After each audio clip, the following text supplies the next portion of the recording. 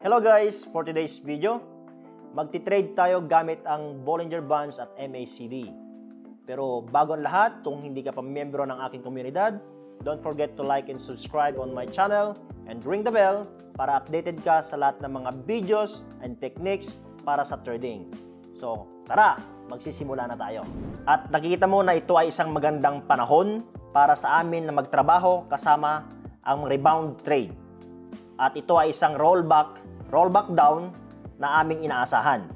Kaya't bakit ako nagtatrabaho ng $1 lang sa aking account? Pindutin ang call option sa pagtawag ngayon. Oo, ako ay talagang masaya na ang bagong diskarte na ito ay nangyayari dito. At nakita mo, kailangan lang nating gawin ay maghintay lamang para sa mga presyo habang sila ay pupunta ng walang anumang patalim o matalim na salpok. Kaya sa kasong ito, ginawa ko lang ang mahusay na hakbang. At nakikita mo, medyo oras na para magpatuloy tayo at makita ang isang bagay na kawili-wili at sa ating pangalawang ratio ng pera, ang euro laban sa pound of Great Britain.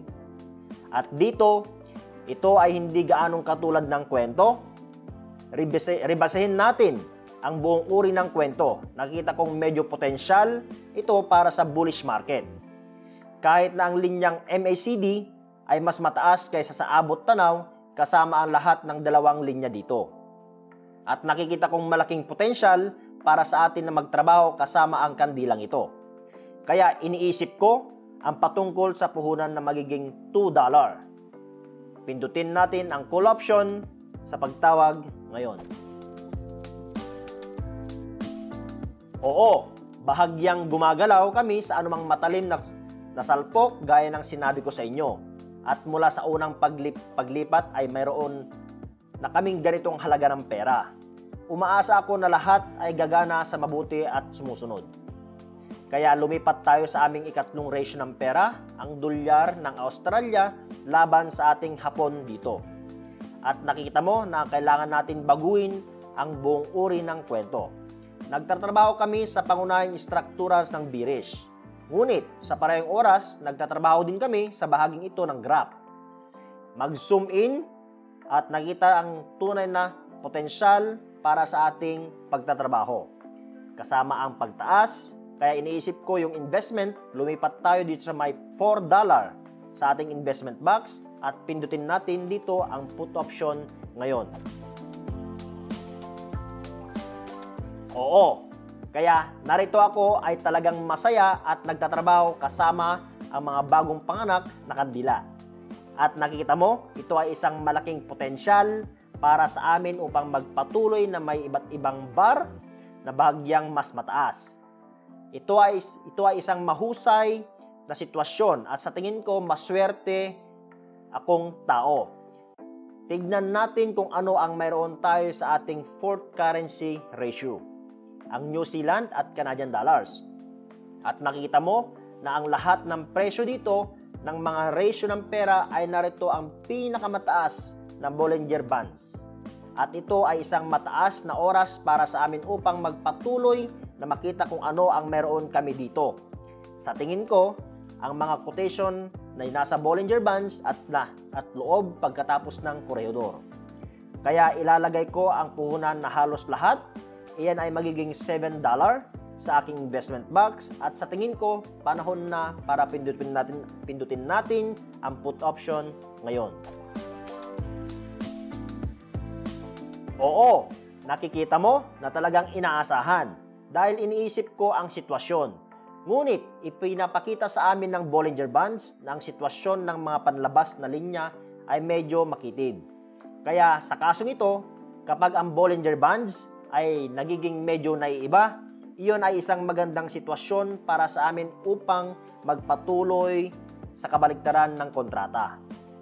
Kaya lumipat tayo sa ikalimang pares sa amin numero 5 na ratio ng pera. At dito lang namin napalampas ang falling knife. At ngayon ay magtatrabaho tayo sa mga posisyon na bumababa. And I think it's quite time para pag-isipan natin ang investment. Ipagpatuloy ko ang $14 sa aking kahon at isipin natin ang patungkol sa put option ngayon din. Oo, ito ay isang magandang sitwasyon kapag nakikita mo na ang katotohanan na naintindihan mo na ang buong istruktura. Ang pangunahing istruktura dito ay talaga ang bearish. Kaya mahusay na sitwasyon dito ay umuusad lamang. Malapit sa direksyon, kaya't lumipat tayo sa aming unang ratio ng pera upang makahanap ng isang bagay na kumikita. At nakikita ko na narito tayo upang nagkaroon ng parehong uri ng katulad na sitwasyon. Kapag nagtatrabaho tayo sa side trading at kasama ang Bollinger Bands, makikita mo na ang mga likidasyon maaaring uuwi na. Kaya iniisip ko ang puwersa dito, titignan ang bar at nagbibigay ng ating puwersa. At lilipat ako sa investment box at pipindot dito ng $25 sa aking investment. At nakikita mong medyo oras na para maglaro tayo sa call option ngayon din. Oo, talagang masaya na lahat at gumagana ng maayos sa mga tuntunin ng kaso pinili sa sandaling iyon. Ang kawili-wiling sitwasyon kapag nakita ko na ang buong direksyon ay bullish. At sa kasong ito, lumipat lang ako sa bullish market. At ito ay isang mahusay na pinakamadaling paraan oras upang magkaroon ng aking kita. Kaya lumipat tayo sa aming pangalawang ratio ng pera, ang euro laban sa pound ng Great Britain. And you see, na dito medyo iba ang sitwasyon. Nakikita mo na ang Bollinger Bands dito, kasama ang mga panlabas na linya ay nagbibigay sa amin ng sitwasyon upang makita ito bilang bahaging ito ng graph. At nakikita ko na ang quotation dito ay gumagana sa bearish market. Ngunit sa tingin ko ay medyo mataas na pagtanto kung ano ang gagawin, magiging $45 iyon sa aking investment box. At sa tingin ko ay medyo oras na para pindutin natin ang call option ngayon din. Yehey! Maaari mong makita dito ang lahat ng gumagana ng mahusay kapag alam mo na ang susunod na sitwasyon. Magbibigay sa iyo ng kabaligtaran na direksyon. Kaya sa kasong ito, nakikita mo na medyo nauunawan kapag ang panahon ng saan ang panlabas ng linya doon ay medyo makitid. So, kaya naman nag-iba lang kami ng opinyon at nag-iba ng direksyon, kaya lumipat tayo sa aming ikatlong ratio ng pera, ang dolyar ng Australia laban sa yen ng Hapon. At narito ang nakikita mo, ito ay isang uri ng katulad ng kwento na nagsisimula dito. Nakikita mo na ayon sa bahaging ito ng graph, narito ngunit ang panlabas na linya ay lumiliit dito. Pinag-uusapan natin tungkol sa Bollinger Bands na nagpapakita sa atin ng oras sa atin para isang uri ng pagbabaliktad ng presyo. Kaya't suriin natin ito at pag-isipan kung patungkol sa pamumuhunan. Binibilang ko ang aking pera at maglalagay ako dito ng $80 sa aking investment box, kaya't subukan natin ang call option ngayon din.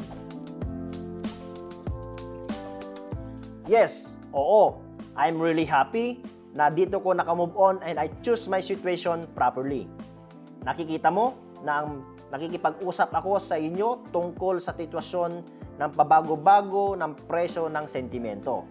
Kaya, guys, ito ang mismong sandali.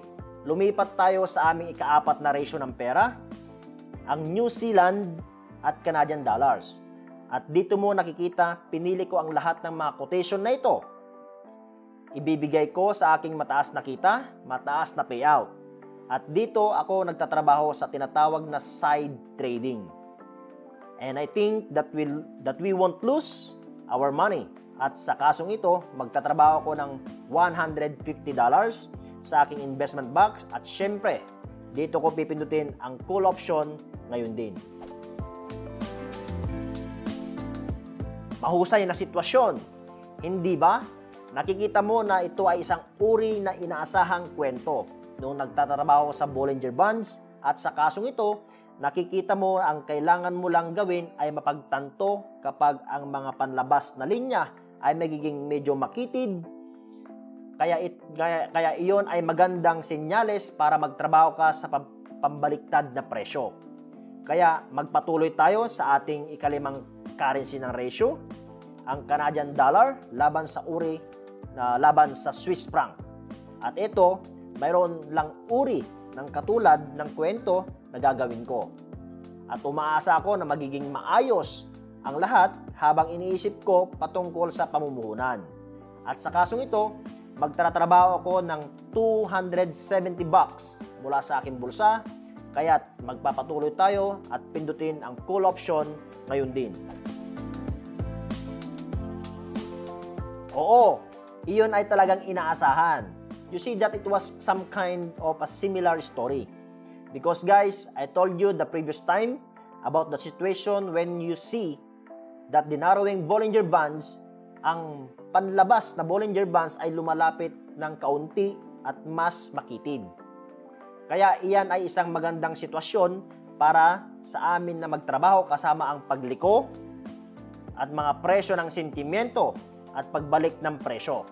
Lumipat tayo sa aming unang ratio ng pera, ang Swiss franc laban sa Japanese or yen.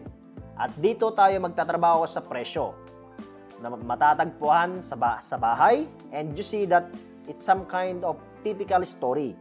While we are working with this pair, and you see that MACD lines, both them lines are a bit at mas mataas kaysa abot tanaw. At mabuti iniisip ko ang patungkol sa pamumuhunan, maglalagay tayo dito ng $500. Tama na rin mo, $500 sa ating investment box, at sa palagay ko, panahon na para lumipat tayo sa put option ngayon. Aba, nakikita mo? Naglalaro lang kami ng mahusay dahil inaasahan namin na kasama ng linya ng MACD, ito ay kawili-wiling sitwasyon para sa amin na magpatuloy sa berde. Nang tumawid ang berdeng linya ng MACD sa pula, nakikita mo ba ang pula? Ito ay tamang sitwasyon para sa amin na magpatuloy sa biris na bahagi ng graph dito. Lumipat tayo sa aming pangalawang ratio ng pera. Ang euro and pound sterling dito ay nagpapakita sa amin sa bahaging ito ng graph, ang sitwasyon iyon ay pababa ng kaunti at sa parehong oras nakikita ng buong graph ang pangunahing struktura ng graphic. Nagpapakita sa amin ng bullish market dito. Ngunit nagtatrabaho kami sa bahagi ito ng graph at nakita mo na ito ay isang magandang sitwasyon para sa amin upang gumana ang mataas at pababa. At gayon, inaasahan namin ang ganitong uri ng kandelero. Ang habang inaasahan namin ang bar ay moving on with the investment at hayaan itong maging $900 sa aming kahon ng pamumuhunan. Nakita mo na ito ay medyo oras na para sa amin magpatuloy sa paglalagay ng option ngayon. Oo, ako ay talagang masaya, iyon ay tamang sandali upang kunin ang aming kita. At sa kasong ito, nakikita mo na ang pangunahing sitwasyon ay kailangan mong pagtrabahuan. At upang mapagtanto, ang mga pangunahing struktura ng graph ay pagkatapos ng mapagtanto kung ano ang mangyayari kasama ang mga bar. Gumagalaw out of the Bollinger Bands corridor. Kaya sa kasong ito, nakita ko na ito ay medyo mas malawak. Kaya lumipat kami sa tamang direksyon. Sa pangunahing paggalaw at pangunahing direksyon. Lumipat tayo sa ating pangatlong currency ratio, ang Australian dollar laban sa Japanese yen. At dito, makita mo na miss lang natin yung sitwasyon na mga CP dito sa bahaging ito. Lumalabas sila sa koridor ng Bollinger Bands at ngayon ay nakikita natin ang sitwasyon ito ay makitid sa koridor ng Bollinger. May papalit panlabas na linya kaya iniisip ko patungkol sa pamumuhunan at sa tingin ko ay medyo oras na para magpatuloy tayo sa $1,000 dito. At nakikita mo na ang isang magandang oras para sa amin pindutin ang call option ngayon din. Oo, nakita mo na ang mga pangunahing layunin ng sitwasyon. Dito ay para lamang magtrabaho kasama ang mga pattern ng doji o dodge dito sa loob ng koridor ng Bollinger Bands. Kaya pagkatapos ng ilang session ay sasandal ka sa pinakamababa na mga senyales na magbibigay ng malaking kita. Napakahusay mga kaibigan, isang kamangamanghang resulta gamit ang MACD at Bollinger Bands. Ngayon, kung sa tingin mo ang video na ito ay kapakipakinabang at mag-iwan ka lamang ng iyong komento at opinyon upang sa ganon, maging parte ka ng aking komunidad. At kung gusto mo ng mas kapakipakinabang na impormasyon patungkol sa trading, maaari kang bumisita sa aking channel sa Telegram. Just click the link below and see you on my Telegram channel.